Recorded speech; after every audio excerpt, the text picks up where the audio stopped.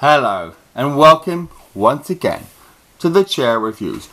Stretching your imagination, bundle under bricks for the Fantastic Four. We're reviewing the Fantastic Four. Oh hey, am I a little bit drunk? Yeah, I am a little bit drunk. What's it to you? It's the Fantastic Four, not the Transfastic Four. It's the Fantastic Four. Is it a stretch of the imagination, or is it like being invisible? Like being invisible. Anyway. Greetings, my friends. Here is the Fantastic Four. Here's the Fantastic Four. The Fantastic Four has currently got a 4.2, I think, on IMDb. Is that harsh? Is it a bit harsh? Now, it's directed by the man who directed this, Chronicle, which is a film about four friends, or three friends, or I think it's four friends, who get unexpected powers. Now, it's not a big leap, it's not a big leap. It's not a big leap for a studio to give a film about four people who get fantastic powers from a very successful film, Chronicle, for its budget anyway, to give him the same film essentially, but slightly different. So anyway, let's see if it's a success.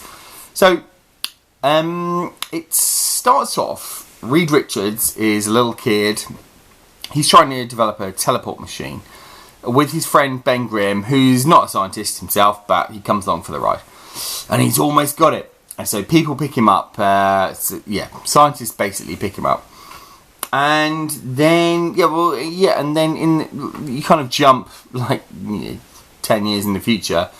And he's an adolescent, but we're talking 19, 20 years old. And he's now Miles Teller, who I think who was just brilliant in Whiplash. He was just brilliant in Whiplash. And I think he's pretty okay in this film as well. And so there's the Baxter Corporation, which is very famous from the comic Baxter, the Baxter Building, etc.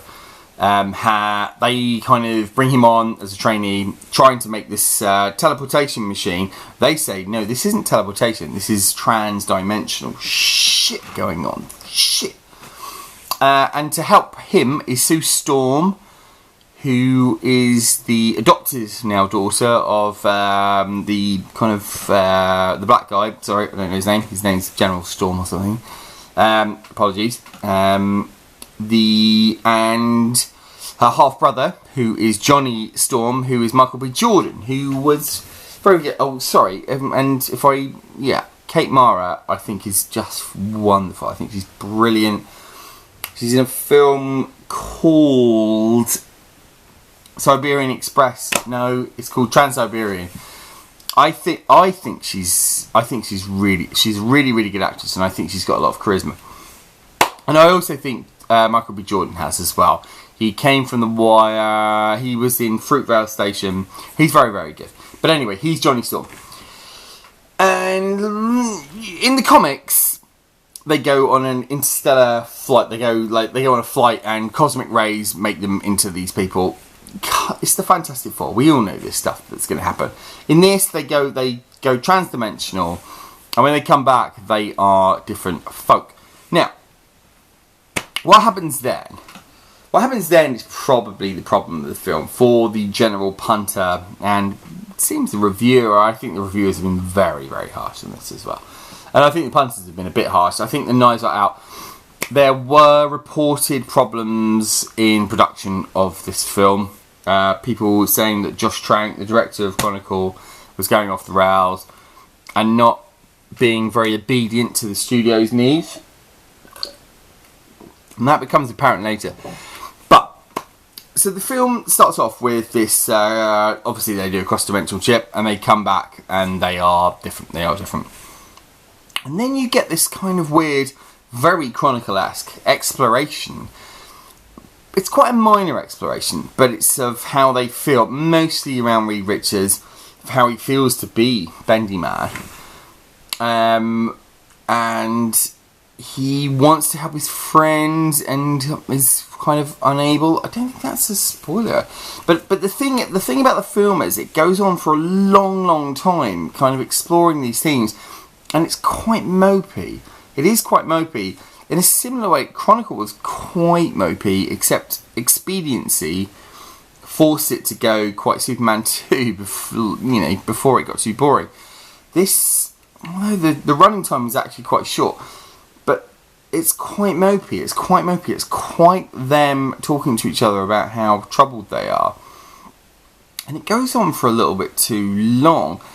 And the thing is, I was finding that to be quite a good film. I was finding them to be exploring each other. Not exploring each other. Exploring their changes with each other. I was finding that to be quite an interesting film. And then stuff happens, and I was still finding it quite an interesting film. But then there are certain changes that happen, and the film, it feels like it loses its way. And it feels like a studio might have intervened, dare I say. And once it feels like it's intervened, then, and these are all really good performances, I think, except the thing, I think he's struggling. Obviously, he's under a load of bricks. But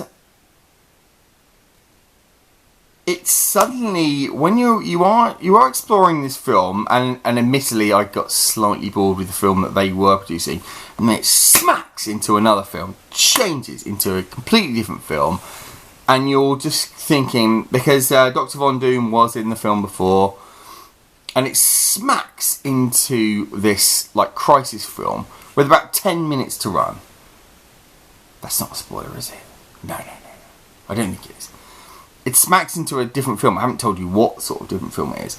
It smacks into a different film, and it's jarring. And it doesn't make any sense.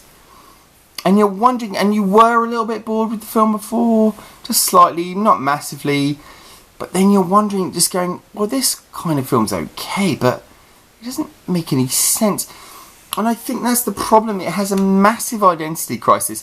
The film has a massive identity crisis. For a film about people that change into something else, it's not ironic that it has an enormous problem with its own sense of what it's meant to be doing.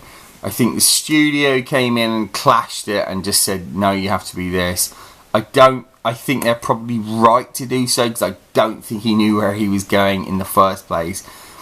I think the effects aren't used up. There's no joy in this. In any superhero movie, even in Batman, Batman turns up halfway through Batman Begins, and there is joy from then on, because he's Batman.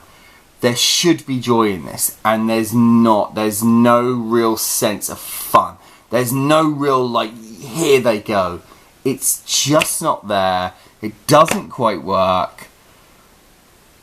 But I still did enjoy it. The thing is, I enjoyed it more than Ant-Man.